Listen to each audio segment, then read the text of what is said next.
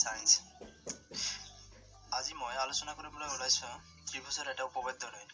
এই উপপাদ্যটো হল ত্ৰিভুজৰ মধ্যমা তিনিডাল সমবিন্দু, অৰ্থাৎ এটা ত্ৰিভুজৰ তিনিটা মধ্যমা এটা বিন্দুত ছেদ কৰে বুলি আমি প্ৰমাণ কৰিব লাগে। এতিয়া এইটো প্ৰমাণ কৰিবলৈ আমি আগতে এটা ত্ৰিভুজ ধৰি ল'ব লাগিব।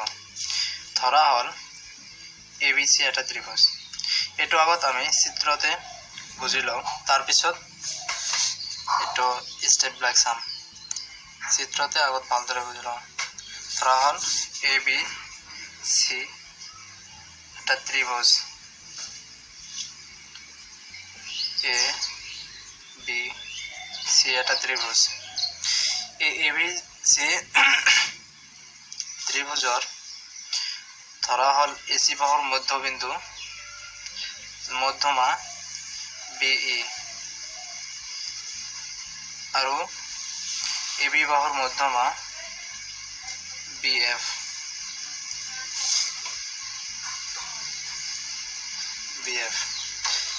এতিয়া ধৰা হল BE আৰু CF মধ্যমা দুডালে G বিন্দুত ছেদ কৰে। এতিয়া AG সংযোগ কৰিব লাগিব আৰু AG সংযোগ কৰি ইয়াক বঢ়াই দিয়াত ই BCৰ D বিন্দুত কাটে। এতিয়া আমাক প্ৰমাণ কৰিব লাগে যে এই D বিন্দুটো BCৰ মধ্যবিন্দু বা AD BCৰ এডাল মধ্যমা। যদি AD টো মধ্যমা হয় তেনেহলে আগৰ মধ্যমা দুটাৰ মাজেৰে AD মধ্যমা গলে অৰ্থাৎ এটা সমবিন্দু হ'ব। গতিকে আমাক এই D টো BCৰ মধ্যমা বুলি প্ৰমাণ কৰিব লাগে। এতিয়া এইটো প্ৰমাণ কৰিবলৈ আমাক তাৰ পিছৰ স্টেপত কিছু অঙ্কন কৰি ল'ব লাগিব। এতিয়া অঙ্কন হল BEৰ সমান্তৰালকৈ এডাল ৰেখা C বিন্দুৰ মাজেৰে টানিব লাগিব। C বিন্দুৰ মাজেৰে BEৰ সমান্তৰালকৈ ৰেখা টানিব লাগিব।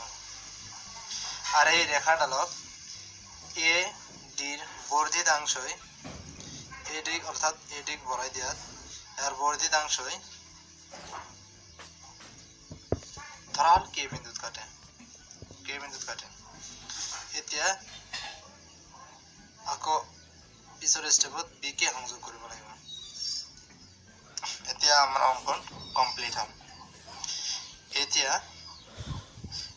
আমি প্ৰমাণ কৰিব লাগিব। প্ৰমাণ কেনেকৈ কৰিম? যেহেতু আমি এটা ত্ৰিভুজ লওঁ AKC ত্ৰিভুজত ত্ৰিভুজ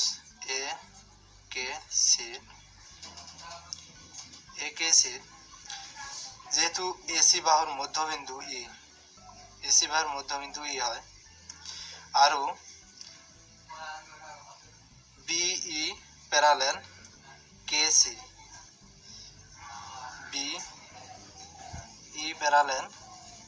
KC বা GE এইটো প্যাৰালাল এইটোৰ লগত হবে, এইটো প্যাৰালাল এইটোৰ লগত, তো এটাই বিন্দু GE প্যাৰালাল KC। যেহেতু AKC ত্ৰিভুজটোৰ এটা বাহুৰ মধ্যবিন্দু E আৰু এৰ মধ্যবিন্দুৰে যোৱা ৰেখাডাল তৃতীয় বাহুটোৰ সমান্তৰাল, গতিকে এই দ্বিতীয় বাহুটোক সমদ্বিখণ্ডিত কৰিব, অৰ্থাৎ AK এর মধ্যবিন্দু G। গতিকে আমি পালো যে AK এর মধ্যবিন্দু G। এতিয়া আমি ত্রিভুজ ABK লম। ত্রিভুজ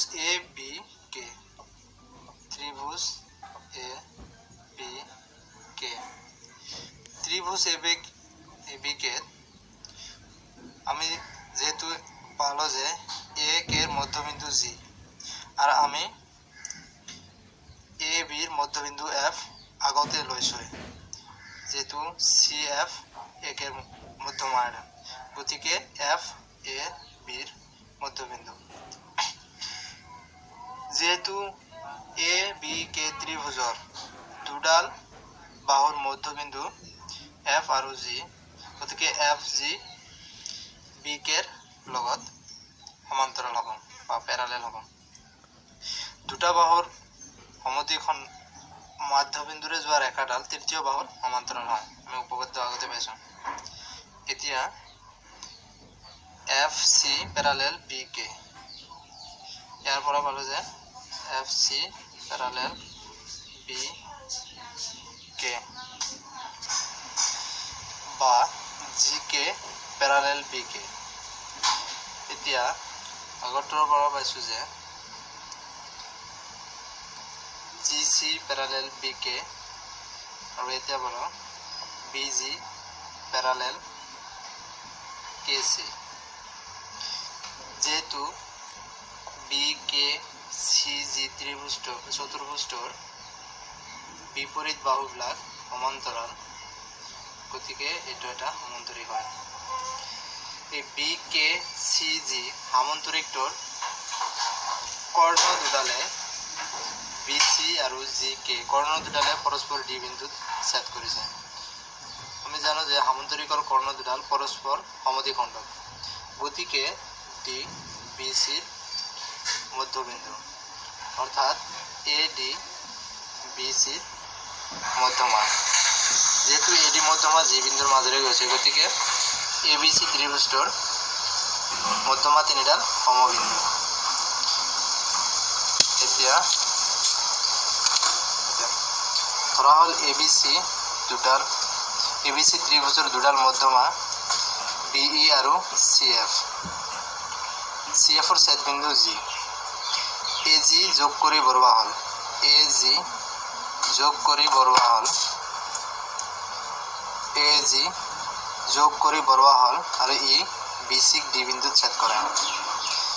এতিয়া প্ৰমাণ কৰিব লাগে যে D BCৰ মধ্যবিন্দু। AD ত্ৰিভুজটোৰ এডাল মধ্যমা বা BCৰ মধ্যবিন্দু D প্ৰমাণ কৰিব লাগে। এতিয়া অংকন Cৰ মাজেদি EBৰ সমান্তৰালভাৱে CK ৰেখাই বৰ্ধিত ADক K বিন্দুত ছেদ কৰিছে। BEৰ সমান্তৰালকৈ C বিন্দুৰ মাজেৰে যোৱা ৰেখাডালে বৰ্ধিত ADক K বিন্দুত ছেদ কৰিছে। তাৰপিছত BK যোগ কৰা হ'ল। এতিয়া আহিব প্ৰমাণ। ত্ৰিভুজ AKC ই বিন্দুটো ACৰ মধ্যবিন্দু আৰু EG বা EB CKৰ সমান্তৰাল অংকন মতে। গতিকে ত্রিভুজ AKC AK বাহুর মধ্যবিন্দু G বা G AK এর মধ্যবিন্দু, G AK এর বাহুর মধ্যবিন্দু। এতিয়া ত্রিভুজ ABK পৰা পাওঁ, ত্ৰিভুজ ABK এৰ পৰা পাওঁ F আৰু G, AB আৰু AK এৰ মধ্যবিন্দু।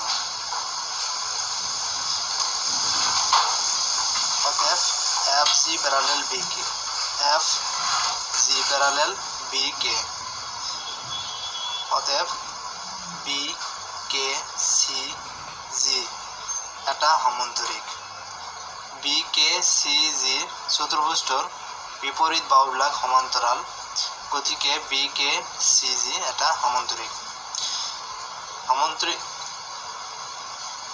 D BCৰ মধ্যবিন্দু আৰু D বিন্দুটো BCৰ মধ্যবিন্দু, কাৰণ সমান্তৰিকৰ কৰ্ণ দুডালে পৰস্পৰ সমদ্বিখণ্ডক। সমান্তৰিকৰ কৰ্ণ দুটাই পৰস্পৰ সমদ্বিখণ্ডক, গতিকে ABC ত্ৰিভুজটোৰ মধ্যমা তিনিডাল সমবিন্দু। গতিকে যিকোনো ত্ৰিভুজৰ মধ্যমা তিনিডাল সমবিন্দু।